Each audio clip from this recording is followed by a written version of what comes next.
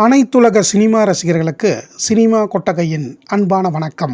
1942ஆம் ஆண்டு வெளிவந்த அனைத்து படங்களையும் வரிசையாக பார்த்து வருவதில் அந்த வரிசையில் இப்போது நாம் அடுத்ததாக அறிந்து கொள்ள இருக்கும் திரைப்படம் சோக்கா மேலர் என்ற திரைப்படமாகும்.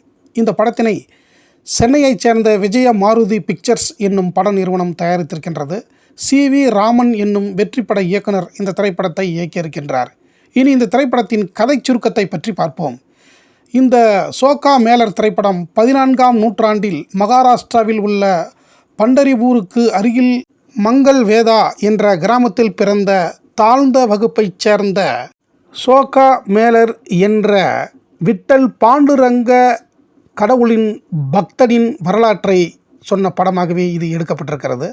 இளம் வயதில் கல்வி அறிவு எதுவுமின்றி விட்டல் பாண்டுரங்கா என்று பக்தி பாடல்களை பாடி அலைபவனை அந்த தாழ்ந்த குடியைச் சேர்ந்த மக்கள் கோவிலுக்கு அழைத்து செல்ல ஆசைப்பட்டு நெருங்கிச் செல்லும் வேளையில் அந்த கோயிலைச் சேர்ந்த பழமைவாத பிராமணர்கள் இவர்களை அடித்து விரட்டுகிறார்கள். இரத்த காயத்துடன் பாடல்களை பாடி கண்ணீருடன் அந்த மக்களை சோக்கா மேலர் தனது குடிசைக்கு அழைத்து வருகிறார். பாண்டுரங்கன் மீது தீராத பக்தி கொண்ட சோக்கா மேலர் பாண்டுரங்கன் குறித்த பாடல் பதிகங்களை எழுதி சேகரிக்கிறார். படிப்பறிவு இல்லாத ஒரு சாதாரண வாலிபன் எப்படி எழுத முடிந்தது, படிக்க முடிந்தது என்று அனைவரும் வியப்புடன் பார்க்கிறார்கள். இந்த தகவல் கோயிலுக்கும் எட்டுகிறது. தான் படைத்த பாடல்களை பாண்டுரங்கன் முன்பு பாட ஆசைப்பட்டு அந்த கோவிலின் கருவறைக்குள் நுழைகிறார் சோக்கா மேலர். இதை மறுத்த அந்த கோவில் பூசாரிகள், அதாவது பிராமணர்கள், சோக்கா மேலரை அடிக்கிறார்கள். இரத்தம் வழிகிறது. சோக்கா மேலருக்கு உடலில் எங்கெல்லாம் இரத்தம் வருகிறதோ அதே இடங்களில் கருவறையில் இருக்கும் பாண்டுரங்கன் கடவுளுக்கும் இரத்தம் வருகிறது. இதனை பார்த்த அந்த பூசாரி பெருமக்கள் பயந்து நடுங்குகிறார்கள். அப்போது சோக்கா மேலர் விடாப்பிடியாக தொடர்ந்து பாடலை பாட சோக்கா மேலர் உடலிலும் கடவுளின் உடலிலும் அந்த இரத்தங்கள் நின்று விடுகிறது. அனைவரும் வியப்புடன் பார்க்கிறார்கள். தினசரி நான் இந்த பாடலை இங்கு பாட அனுமதி கொடுங்கள் என்று சொல்லிவிட்டு தனது குடிசைக்கு வந்து விடுகிறார். குடிசைக்கு வந்ததும் தனது கடவுளுக்கு தம்மால் என்ற உணவை படைத்து வைத்து கெஞ்சுகிறார் உணவை உண்ணச் சொல்லி. அப்போது இறைவன் நேரில் தோன்றி அந்த உணவை எடுத்து சாப்பிடுகிறார். நன்றாக சோக்கா மேலரிடம் பழகுகிறார். இது தினசரி நடக்கிறது. இந்த தகவல் அந்த கோவில் பூசாரிகளுக்கும் போய் சேருகிறது.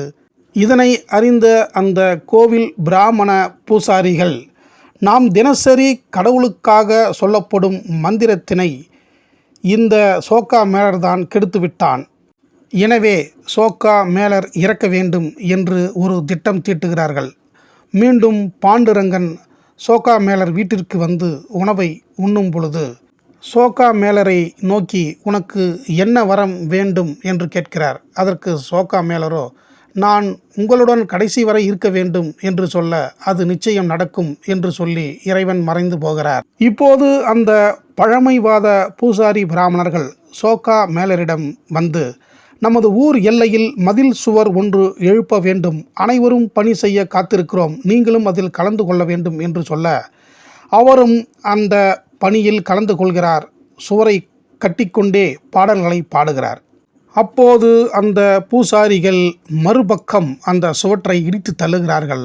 இடிப்பட்ட சுவர் சோக்கா மேலர் மற்றும் அங்கு பணிபுரியும் அனைவரின் மீதும் விழுந்து அவர்கள் உயிரிழக்கிறார்கள்.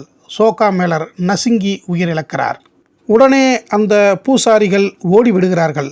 இப்போது இறைவன் கழுகில் பறந்து வந்து சோக்கா மேலரை வைகுண்டத்திற்கு அழைத்து செல்கிறார்.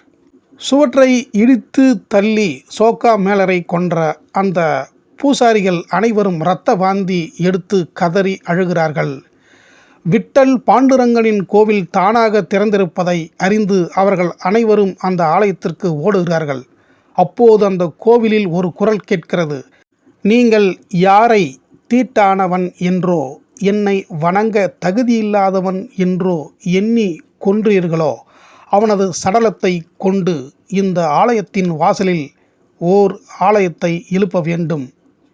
தினமும் அந்த சோக்கா மேலருக்கு பூஜை செய்த பிறகே எனக்கு நீங்கள் பூஜை செய்ய வேண்டும் என்று அந்த குரல் சொல்லி முடித்ததும் இவர்கள் அனைவரும் அந்த இடிந்த சுவர் இருக்கும் பக்கத்திற்கு ஓடுகிறார்கள். அங்கு நசுங்கிய சோக்கா மேலரின் எலும்புகள் இறைவனின் பாடலை பாடிக்கொண்டிருக்கின்றன. இதனை பார்த்த அவர்கள் கையெடுத்து அந்த சடலத்தை வணங்குகிறார்கள்.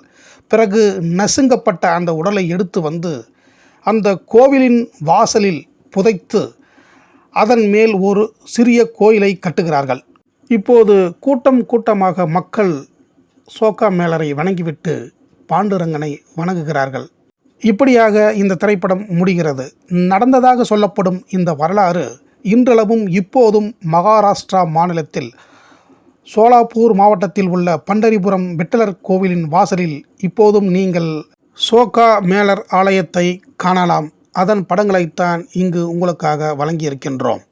இந்த புரட்சிமிக்க வட இந்திய பக்தி காவியத்தை ஒரு வட இந்தியர்கள் கூட படமாக எடுக்கவில்லை. காரணம், சாதியின் ஆதிக்கம், சாதி எதிர்ப்புகள் என்றுதான் சொல்லப்படுகிறது.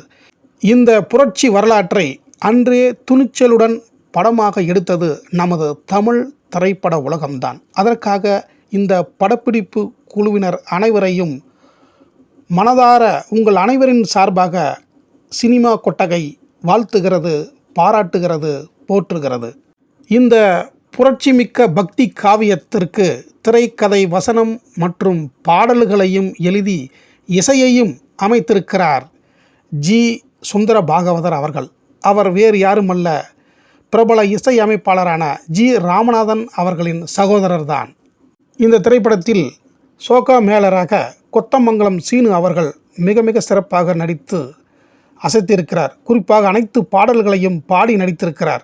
இரத்தம் வழிய வழிய அவர் கடவுளின் மீது பக்தி கொண்டு பாடும் பாடலின் போது திரையரங்கில் படம் பார்த்த அனைவரும் அழுதிருக்கிறார்கள் என்று சொல்லப்படுகிறது. இவரை கொடுமைப்படுத்தும் முரட்டு பூசாரியாக நடிகைவேல் எம்.ஆ. ராதா அவர்கள் நடித்திருக்கிறார். மிக சிறிய வேடம்தான், ஆனாலும் மிக சிறப்பாக நடித்ததாக சொல்லப்படுகிறது. நடிகைவேல் எம்.ஆ. ராதா அவர்கள் கொடூரமான வில்லனாக நடிக்க இந்த படம்தான் உறுதுணையாக இருந்திருக்கின்றது. இந்த திரைப்படத்தில் சோக்கா மேலரை விரும்பும் காதல் பக்தையாக டி.கே. புஷ்பவல்லி அவர்கள் சிறு வேடத்தில் நடித்திருக்கிறார். இவர்தான் பின்னாளில் காதல் மன்னன் ஜெமினி கணேசனின் மனைவியானார். தன் காதலை ஏற்காத காதலனின் பக்தியைக் கண்டு வியந்து தானும் பக்தையாகும் தியாக உணர்வு நடிப்பை மிக சிறப்பாக வெளிப்படுத்தியிருக்கிறார் புஷ்பவல்லி அவர்கள். சோக்கா மேலரை எதிர்க்கும் பெண்ணாக பி.எஸ். ஞானம் அவர்களின் வில்லத்தனமான நடிப்பும் இதில் சிறப்பாகவே இருந்திருக்கின்றது. இவர்களுடன் குளத்துபணி, கே. அரங்கநாயகி ஆகியோரின் நடிப்பும் பாராட்டுக்களை பெற்றிருக்கிறது. இந்த பக்தி புரட்சி திரைப்படம் 15,856 அடியில் எடுக்கப்பட்டு 4/3/1942 அன்று வெளியாகி நன்றாகவே ஓடியிருப்பதாக சொல்லப்படுகிறது. இந்தியாவிலேயே முதலாகவும் கடைசியாகவும் எடுக்கப்பட்ட சோக்கா மேலர் திரைப்படத்தினை இதுவரை சினிமா கொட்டகைக்கு வந்து பார்த்த அனைத்து கலைநேச நெஞ்சங்களுக்கும் என் நெஞ்சார்ந்த நன்றியை தெரிவித்துக் கொண்டு, இனி இதே 1942 ஆண்டு வெளிவந்த மற்ற அனைத்து தமிழ் படங்களையும் வரிசையாக அடுத்தடுத்த வீடியோவில் தொடர்ந்து பார்ப்போம். நன்றி, வணக்கம்.